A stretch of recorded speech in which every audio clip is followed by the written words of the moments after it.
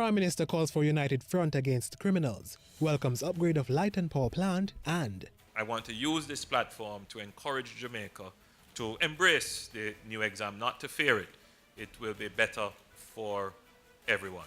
This is Jamaica House Weekly. I'm Anthony Morgan.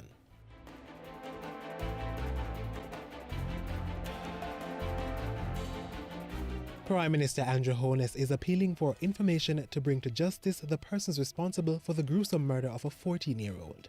The charred remains of Yatania Francis was found in her Arnold Gardens, Kingston community on Friday after she had gone missing the day before. In a release Sunday, the Prime Minister asserted that no society can survive the constant killing of its children and called for a united front against the crime. As he condemned and expressed outrage at Yatania's murder, Mr. Holness assured that the police will leave no stone unturned to find the heartless perpetrators. He has also called on citizens to call the police or Crime Stop with what they know about Yatania's killing. In the meantime, Prime Minister Andrew Holness implored the nation to give information to access the $100 million Firearm Recovery Award Fund. Since its launch in September last year, 51 guns have been recovered and 26 persons arrested in connection with the seizures. Mr. Holness said the information would further drive down the declining crime rate. In terms of serious crimes, murder is down 16.8% across the island. Shootings down 15.1% across the island. Aggravated assault down 22% across the island. Robbery down 9.4%. Break-ins down 7.2%. Earlier in the week, Prime Minister Holness urged residents of Old Harbour Bay and the surrounding communities to upgrade their skills to access jobs that will become available once the Jamaica Public Service completes its 190 megawatt power plant. This is an opportunity now to make that long-term investment in your own personal development. Get some skill, get training. Heart NTA is there with many great courses. Please utilize the opportunity. Of the 444 Jamaicans working on the project, 225 come from Old Harbour Bay and adjoining communities. The Prime Minister was speaking to journalists following the tour of work being done on the power plant dubbed Project Renaissance.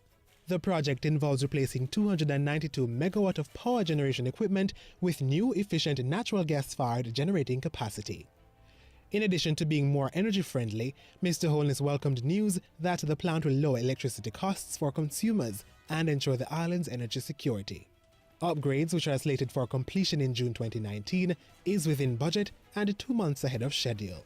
210 of the $330 million used to finance the project comes from a consortium of local banks.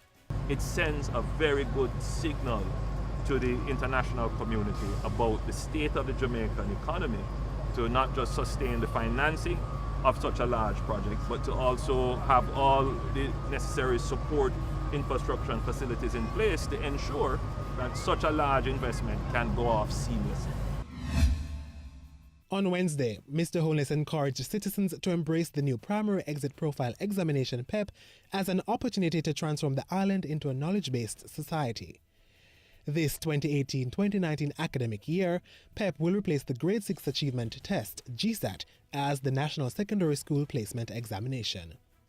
To be sat over a 3-year period, starting at Grade 4, PEP is intended to provide a complete profile of students' academic and critical thinking at the primary level. While acknowledging that PEP is a departure from GSAT in its teaching and assessment, Prime Minister Holness said he's confident PEP will create a better, more innovative and creative Jamaica. So we can understand the fears and the concerns. But I urge all Jamaica to embrace this as an opportunity for the transformation of our people from mere consumers of technology and consumers of information to now being people who can create knowledge and create technology. During Wednesday's GSET Awards ceremony, 10 children of staff members of the offices of the Prime Minister and the Cabinet received back-to-school gift vouchers. Prime Minister Andrew Holness has instructed the National Works Agency NWA to ensure the public is kept abreast of roadworks across the country. Several road upgrades, which are a part of the infrastructure legacy projects, are currently being undertaken. As he highlighted the development benefits from the upgrades, Mr. Holness sought citizens' understanding as the roadways are improved.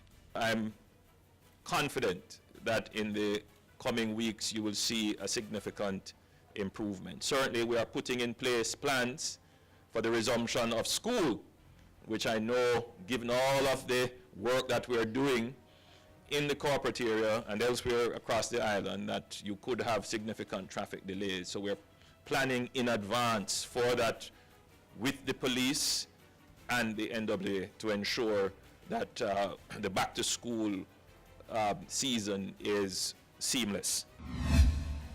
And on Sunday morning, Mr. Holness extended his deepest sympathies to the family, friends and colleagues of former Minister Easton Douglas. The 81-year-old passed away on August 26 after a period of illness. Prime Minister Holness remembered Douglas as a passionate and dedicated public servant who was committed to Jamaica's development. And that's how we close out Jamaica House Weekly. Be sure to join us next time for the latest news stories coming out of the office of the Prime Minister.